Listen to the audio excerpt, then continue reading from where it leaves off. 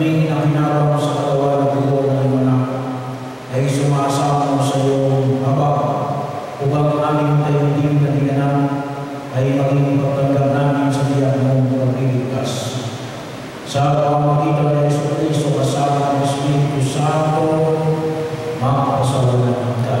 Amen. So, para po sa may kakaba ay umawit ko pakilay nyo po Decision Commission on Catechetics. So, bahagi na paganais natin na magkaroon ng mga ilang information na maaaring makatulong sa atin kung sa mga sa internet. So,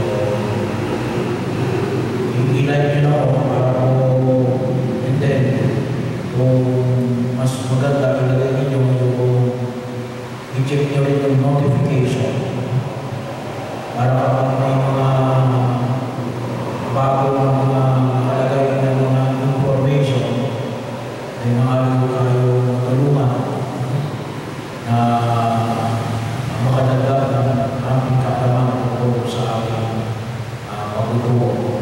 Decision Commission on Catechesis.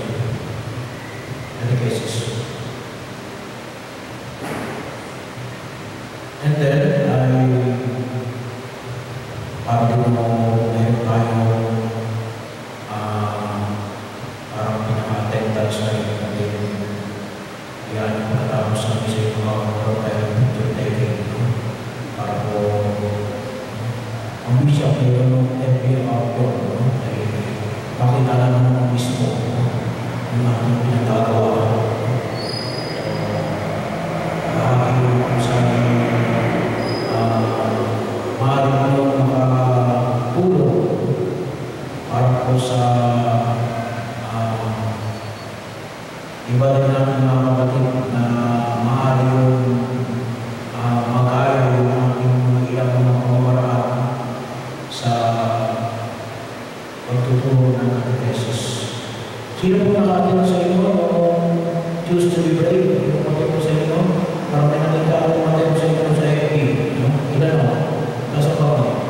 1, 2, 3, 4, 5, 6. So, umaari nyo ay i-share ninyo yung inyong yun po ay sa Archdiocese of Manila. So, hindi naman bahagi ng ating programa pero pwede mo mag-jurisdiction. So, hindi po yung namin sa ating bigyan pansin yung programa na Here of the Lady, just to be brave for the Messiahs, Send the Heroes, na maging bahagi ng ating pagkilos sa mga natitira pagbuwa ng 2014. So, all to be saved, choose to be brave, all to be saved, send to be heroes. Sumainyo ang Panginoon. At sumainyo. Pagpalain kayo ng makapangyarihang Diyos, Ama, Anak, at ang Espiritu Santo. Amen. Mayo, tagdaya ang pag-ibig ni Jesucristo. Salamat sa Diyos.